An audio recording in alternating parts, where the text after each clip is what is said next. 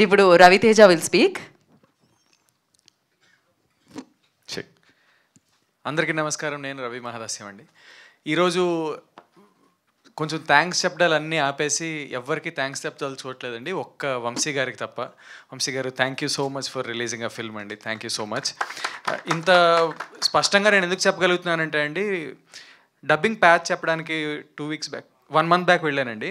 Dubbing patch చెప్పడానికి వెళ్ళినప్పుడు మీరే చెప్పారు ఆ చేంజ్ కూడా. అప్పుడు మా డైరెక్టర్ గారు రోజుకి 20 గంటలు కష్టపడుతున్నారండి సినిమా కోసం. ఆయన మొత్తం ఆల్రెడీ చూడడానికి కొంచెం సన్నంగా ఇలా ఉండేసరికి 20 గంటలు కష్టపడితే మనిషి అంత వీక్ అయిపోతారండి. అంత వీక్ అయిపోయిన మనిషి కళ్ళలో ఫస్ట్ టైం స్పార్క్ చూశానండి.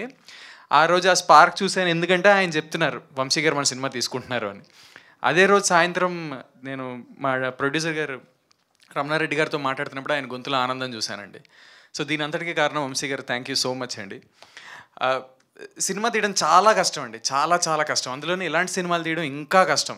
అంటే వాళ్ళకి ఏమైనా సరదా అండి, ఇంత కాంప్లికేటెడ్ సబ్జెక్ట్ తీసుకొని ఇంతమంది కాస్ట్ పెట్టి ఇంత సెటప్ పెట్టుకొని, సో ఒక ప్యాషన్తోనే ఒక జెన్యున్ అటెంప్ట్ ఇద్దామని ఇంత కష్టపడి సినిమా తీశారండి. కానీ దాన్ని బయటికి తీసుకురావడానికి ఎంత కష్టమో మీ అందరికీ తెలుసు.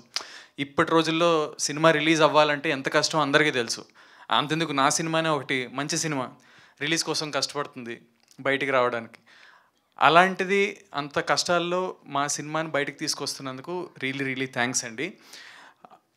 ఇలానే ఆనెస్ట్గా ప్యాషన్తో ఒక సినిమాని తీసి బయటికి తీసుకురావడానికి కష్టపడుతున్న ఫిల్మ్ మేకర్స్కి మేము ఉన్నామని సపోర్ట్ చేస్తూ ముందుకు వచ్చే వాళ్ళందరికీ పేరు పేరున థ్యాంక్ యూ సో మచ్ అండి.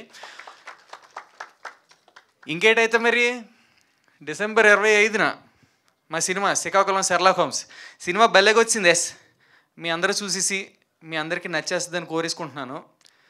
అది సంగతి మరి. ఓకే, థ్యాంక్ యూ అండి. Thank you so much Ravi. Thank you and wish you good luck. Now Ananya speak.